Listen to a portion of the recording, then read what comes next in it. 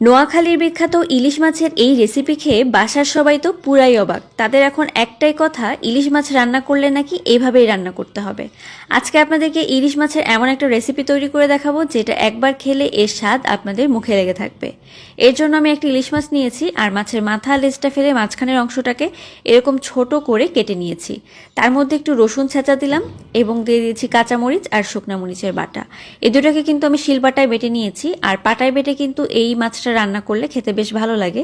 পেঁয়াজ কুচি দিয়ে দিলাম, এখানে আমি 4টা বড় সাইজের পেঁয়াজকে এরকম রিং করে কেটে নিয়েছি। আর এখন দিয়ে দেবো স্বাদ মতো লবণ, আর দিয়ে দিচ্ছি খুব সামান্য পরিমাণে হলুদের গুঁড়া। হলুদের গুঁড়া কিন্তু খুব বেশি একটা দিতে যাবেন না, তাহলে কিন্তু সুন্দর লাল রঙটা আসবে না। এখন এগুলোকে ভালোভাবে একটু মেখে নিচ্ছি প্রথমে, তারপর এখানে দিয়ে দিব সরিষার তেল। সরিষার তেল দিয়েই কিন্তু রান্নাটা করতে হবে, তাহলে আপনারা আসল স্বাদটা পাবেন। তবে সয়াবিন তেল দিয়ে যে রান্না করা যাবে না এমনটা না, সয়াবিন তেলও আপনারা এখানে ব্যবহার করতে পারেন। আমি এখানে প্রায় হাফ কাপের মতো তেল দিয়েছি, আর এই রান্নায় তেলের পরিমাণটা একটু বেশি দিতে হবে। ভালো করে এখন তেলটা দেওয়ার পরে মিশিয়ে নিচ্ছি। এইভাবে কিন্তু আপনারা যে কোনো মাছ রান্না করতে পারেন, তবে ইলিশ মাছ যে এইভাবে রান্না করলে এত মজার হবে আমি তো অবাক হয়ে গেছি জাস্ট এটা খাওয়ার পরে। আর দেখতে পাচ্ছেন ভালো করে একদম কচলে কচলে মেখে নিয়েছি। এখন আমি এখানে কলা পাতা নিয়েছি। কলা পাতা কিন্তু চাইলে আপনারা একটু সেঁকে নিতে পারেন। আর কলা পাতা মাঝখান থেকে এরকম কেটে নিয়ে যেই ডাটিটা থাকে সেটাকে কিন্তু আপনারা হাত দিয়ে একটু এরকম করে চেপে ভেঙে দিবেন। এতে করে হবে কি, এর মধ্যে যখন মাছটা মুড়াবেন তখন কিন্তু পাতাটা আর ভেঙে যাবে না। তো এরকম করে আমি কলা পাতাগুলোকে রেডি করে নিয়েছি, আর এর মধ্যে এখন আমি মাছগুলোকে সুন্দর করে বিছিয়ে দিব। এরকম করে কলা পাতা ইলিশ রান্না কিন্তু আগে গ্রাম বাংলায় প্রায় দেখা যেত, তবে এখন কিন্তু এরকম রান্না দেখা যায় না। আর কলা পাতা তো পাওয়াই যায় না, আমি অনেক খুঁজে তারপরে কলা পাতাটা পেয়েছি। তবে যারা গ্রামের দিকে থাকেন তারা কিন্তু এরকম কলা পাতা অনায়াসে পেয়ে যাবেন। তো আমি মাছগুলোকে ভালোভাবে বিছিয়ে দিয়ে তারপরে এই কলা পাতাটাকে ভালো করে মুড়িয়ে একটা সুতোর মাধ্যমে বেঁধে দিব।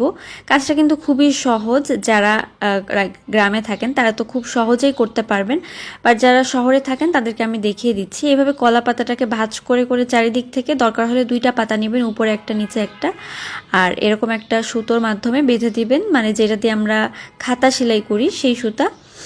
তো বেঁধে দেওয়ার পরে এরকম একটা প্যানের মধ্যে আমি নিয়ে নিয়েছি আর ঢাকনা দিয়েছি। আমি কিন্তু কোনো পানি বা কোনো কিছুই দিইনি। ঢাকনা দিয়ে রাখার ফলে যেই পানিটা বের হয়েছে সেটা দিয়েই কিন্তু এটা রান্না হয়ে গিয়েছে। আর এরকম করে ইলিশ মাছের মরিচ খোলা কারা কারা খেয়ে থাকেন আমাকে কিন্তু জানাতে ভুলবেন না। এভাবে ইলিশ মাছ রান্না করলে এত বেশি টেস্টি হয়, এর স্বাদ আপনারা একবার খেলে কখনোই ভুলবেন না।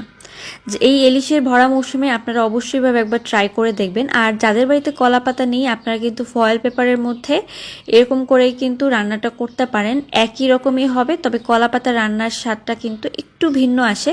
তবে আপনারা সেম এরকম স্বাদ যদি পেতে চান তাহলে অবশ্যই কলা পাতা দিয়ে কিন্তু রেসিপিটা করবেন। এছাড়া যারা শহরে থাকেন কলা পাতা পাচ্ছেন না, সেক্ষেত্রে আপনারা ফয়েল পেপার দিয়ে কাজটা সেরে নিতে পারেন। তো ইলিশ মাছের মরিচ খোলা রান্না কিন্তু একেবারেই হয়ে গিয়েছে, আর দেখতে পাচ্ছেন কতটা লোভনীয় হয়েছে এই খাবারটা খেতে। আশা করি রেসিপিটি আপনাদের অনেক ভালো লেগেছে। সবাই ভালো থাকবেন। আল্লাহ হাফেজ।